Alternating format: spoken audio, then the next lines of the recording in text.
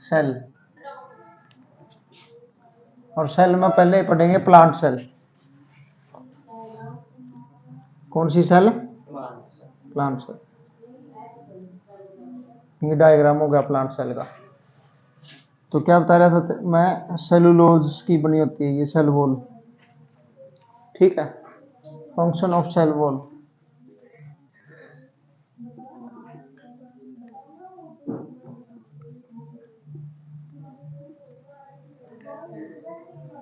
पहला फंक्शन क्या था? रिजिडिटी।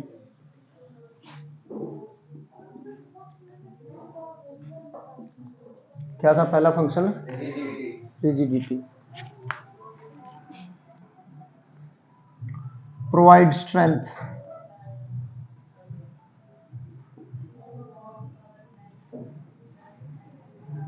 सेल को क्या देगी ये? स्ट्रेंथ देगी। अच्छा, इसके अंदर जो होती है वो होती है सेल वॉल के अंदर जो होती है सेल मेम्ब्रेन, या उसको क्या बोलेंगे हम? Plasma membrane. Plasma membrane.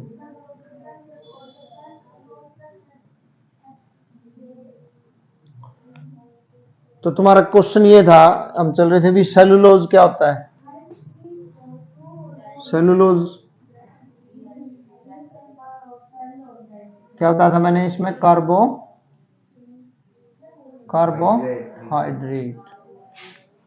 Carbohydrate. तो सिंपल जो कार्बोहाइड्रेट है वो क्या था? ग्लूकोज। फॉर्मूला क्या था मैंने? C6H12O6, ठीक है।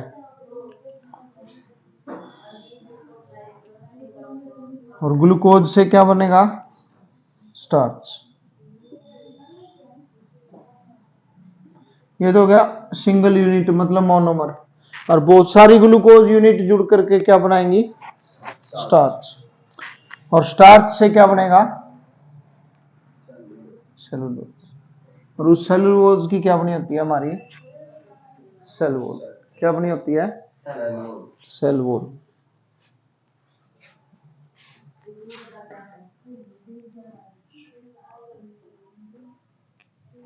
इसमें बड़ा वैक्यूल होता है, लार्ज वैक्यूल, ठीक है। तो फंक्शन क्या है वैक्यूल के? Storage of liquid and solid material.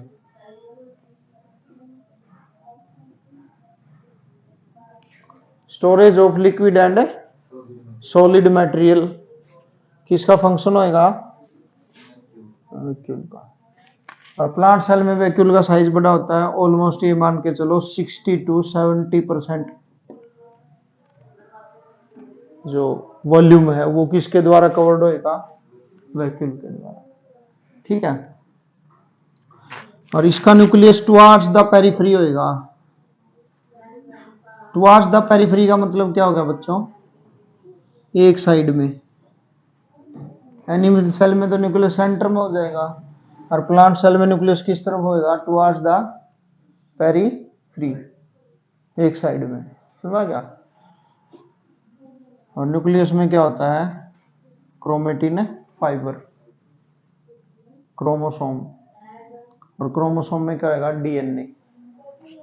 क्या होगा क्रोमोसोम में? डीएनए,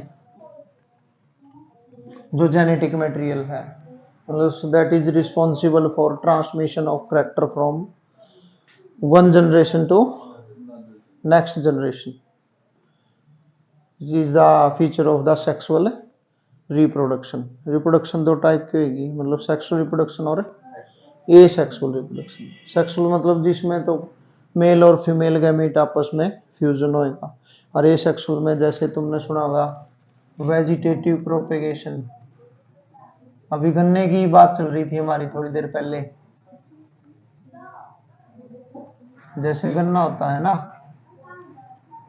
उसमें ऐसे गांठें होती हैं इंटरनोड पे, तो हम उसकी स्टेम कटिंग करेंगे और उसको मिट्टी में डाल देंगे, उससे नया प्लांट ग्रो हो जाएगा। मैं मान लिया आपने ऐसे डाल दिया, यहाँ से क्या हो जाएगा, नया प्लांट ग्रो कर जाएगा। तो यहीं से इसकी क्या निकल जाएंगी, रूट्स। और आगे आगे ये है, मैं ये बता रहा था तुम्हें, जो इसमें सारा लिक्विड मटेरियल होता है ना, लिक्विड लिविंग मटेरियल सारा, उसको क्या बोलते हैं हम, प्रोटोप्लाज्म। क्या बोलते हैं उसको, प्रोटोप्लाज्म।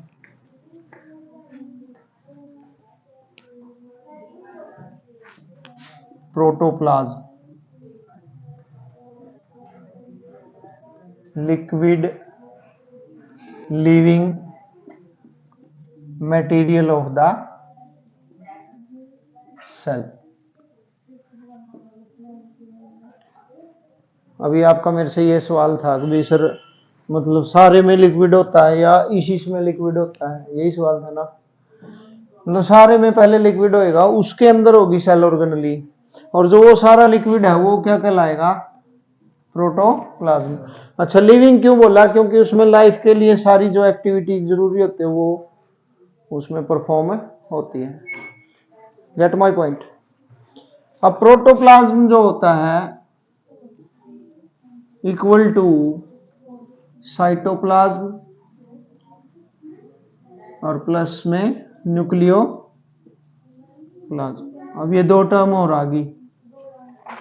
साइटोप्लाज्म क्या होगा, अभी न्यूक्लियस वाले को छोड़ करके जो लिविंग मटेरियल बच गया वो तो क्या आएगा, साइटोप्लाज्म। और जो न्यूक्लियस वाला होगा वो क्या होगा, न्यूक्लियोप्लाज्म। और दोनों को मिला करके जो होगा वो क्या होगा, प्रोटोप्लाज्म। मीन्स मतलब न्यूक्लियस के अंदर जो लिविंग मटेरियल होगा लिक्विड, वो क्या कहलाएगा, न्यूक्लियोप्लाज्म। और न्यूक्लियस भी जो है अपना मटेरियल एक्सचेंज करता है किसके साथ, सराउंडिंग एनवायरनमेंट और सेल ऑर्गेनेलीज के साथ। ठीक है।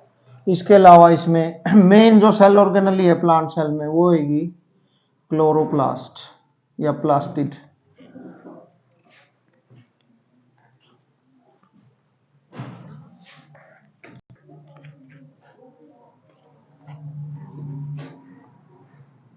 क्या बोल रहा हूं मैं, प्लास्टिड्स।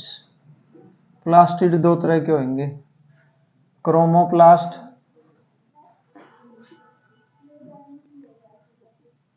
और ल्यूकोप्लास्ट। मतलब क्लोरोप्लास्ट इसी में आ गया।